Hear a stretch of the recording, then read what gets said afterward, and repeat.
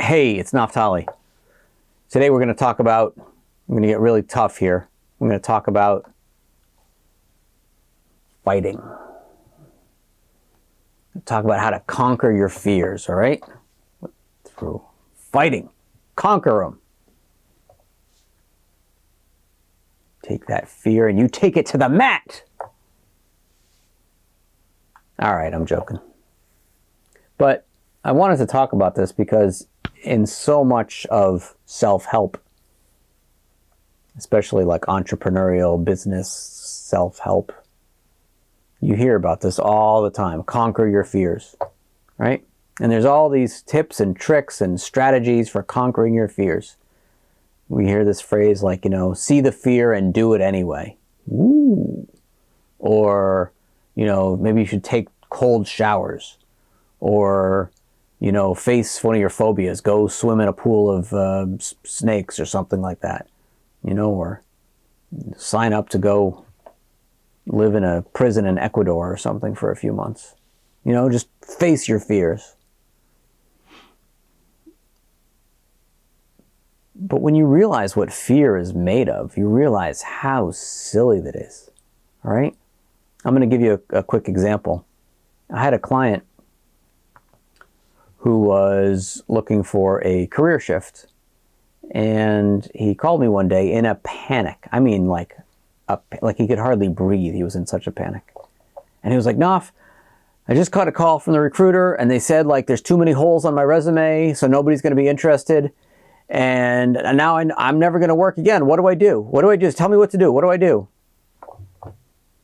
And I said to him, well, here's what it looks like to me. It looks like somebody called you. I'll give you that part. And they told you something.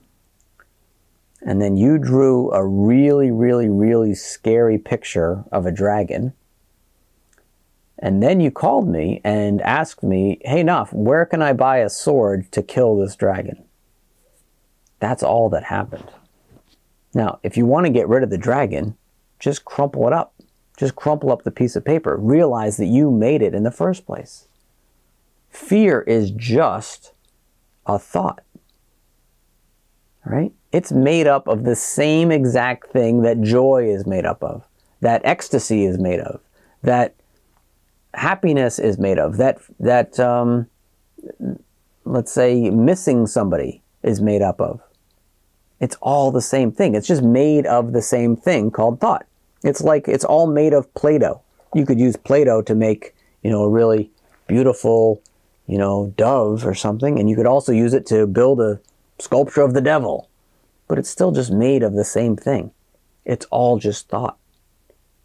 But we, for some reason, become more attached to this idea of fearful thoughts. Those, for some reason, seem real to us, right? We don't hear anybody ever saying like, oh, I've been happy for too long. I gotta conquer this happiness. I gotta not be happy so much. I gotta not do this. Why? If they're made of the exact same thing, why do we try to get rid of one but not the other? Don't we realize that when we're happy, we don't stay happy forever? Nobody does.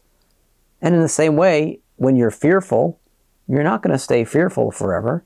The same mechanism that sort of takes away your happiness after some amount of time, it's going to take away the fear after some amount of time. It's built into the system.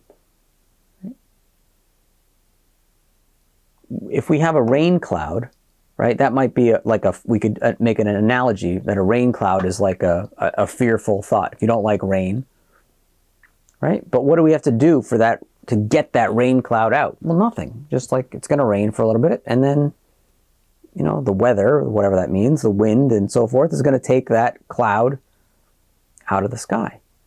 But the shapes of the clouds, or the colors of the clouds, or the density of the clouds, that has nothing to do with who you are. You're the sky. You're the empty blue sky through which all sorts of clouds come and go and come and go and come and go.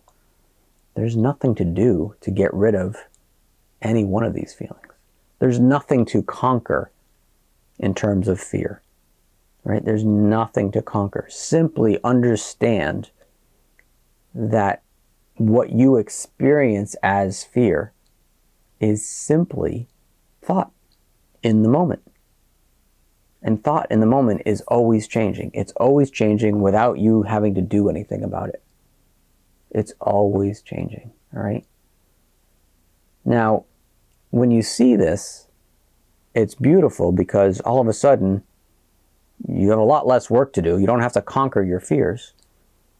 But further, when you feel fear, you're going to realize that, like, it's all made up. You're going to realize how fake it is. You're going to realize that it's just like some lint on your shirt. There's nothing to conquer. So you want to go into a meeting where you feel fearful, you're going to see that, like, how could I be afraid of something I just made up?